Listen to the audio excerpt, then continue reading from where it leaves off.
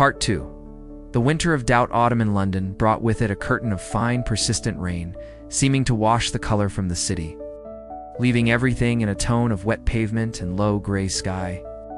Inside the small root and branch office, the atmosphere was equally gloomy. The air smelled of damp and resigned despair. Root and Branch was on the brink of collapse.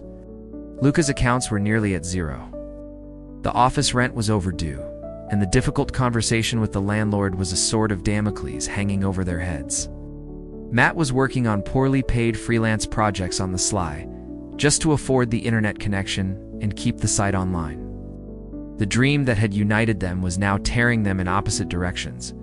"We have to face facts, Matt," said Luca, his voice flat and tired. He was sitting at his desk, the monitor light casting deep shadows under his eyes. A set of charts showing the website's virtually non-existent traffic was open on the screen. "This isn't working. We're throwing my money down a bottomless pit." Matt, leaning against the window watching the rain fall, didn't turn around. His pride was wounded. "So, that's it? We give up? Chuck 6 months of work because the numbers aren't pretty?" His voice was rough, a mixture of anger and hurt. "This isn't a painting you're not happy with, Matt. This is a business, and a business needs to make money to survive." Luca's voice rose, echoing in the empty space. It was the first time he had truly shouted at his friend. Matt finally turned, his face pale. "I know it's a business, Luca, but it was also supposed to be our dream. And you're treating this like it's just another one of your corporate spreadsheets. Where's the passion? Where's the faith? Faith doesn't pay the rent." Luca slammed his hand on the desk, sending a mug of pens scattering.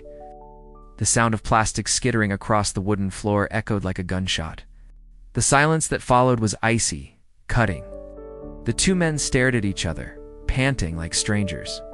The wall that had built up between them in recent weeks had materialized into a physical chasm in that room. Matt grabbed his jacket.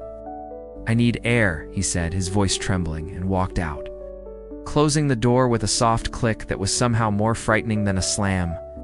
Luca was left alone, shaking with adrenaline and rage. He looked around the office at Matt's beautiful sketches on the walls, at the logo they had loved so much, at the empty desks waiting for a team that never came. A wave of nausea and absolute failure rose in his throat. He had failed, not just the business, but as a friend. He had let the stress and fear corrupt the only thing that had always been constant in his life. That night, Luca didn't go home. He stayed in the office, sitting in the dark. At one point, he picked up his mobile and, almost without thinking, called his girlfriend Eleanor. He wasn't one to open up easily, but that night, the words came out in a disordered stream of frustration, fear, and regret.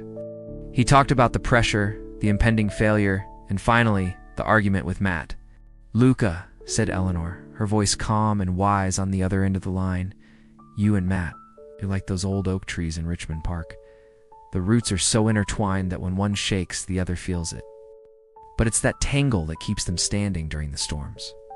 You're shaking, but don't forget your roots." Across the city, Matt was doing something similar. Sitting in his parents' kitchen in Wembley, drinking tea with his mom, he poured his heart out. "He doesn't see the vision, Mom. He only sees the numbers." His mother placed a hand over his. "Matt, Luca has always been the ground to your sky. Without his ground, you fly off and get lost. Without your sky, he gets stuck looking at the dirt. You need each other. There's no shame in failing. The shame is letting pride destroy a friendship like yours." Their words, though spoken separately, hit Luca and Matt with the force of a revelation. The next morning, a cold, damp Saturday, they both showed up at the same time at the office door.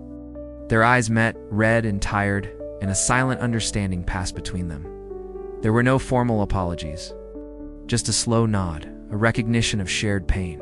It was Luca who spoke first. "I was a prat." "Me too," said Matt, a small, weary smile appearing on his face. "My mom said I'm a terrible listener." Eleanor said, "We're like old trees." They went in, and instead of sitting at their desks, they sat on the floor, leaning against the same wall, like they used to when they were kids. And for the first time in weeks, they talked. Not about keywords or conversion rates, but about fear. The fear of failure, the fear of disappointment, the fear of losing each other. From that raw and vulnerable conversation, a new strategy was born. More humble, more realistic. Instead of trying to conquer the world, they would focus their energies on London. Instead of an impersonal online platform, they would make Root and Branch a bridge between the online and the offline. What if, suggested Matt, his eyes regaining some of their familiar sparkle, we organized a physical market, a one-off event, to show the city what we have, Saturday at Spitalfields Market. Luca didn't immediately raise financial objections. Instead, he thought, we could invite all the makers we have on the books and sell the little bit of stock we have in the storage unit. It would be a way to generate some quick cash and, more importantly, to show we're still alive. It was a last-ditch effort, an all or nothing. In the days that followed, a new energy. Born not from naive euphoria, but from the solid determination of those with nothing left to lose, took hold of them. They worked like a well-oiled machine. Luca handled the council permits with fierce tenacity. Matt designed beautiful posters and flyers and distributed them all over the city. He called personally.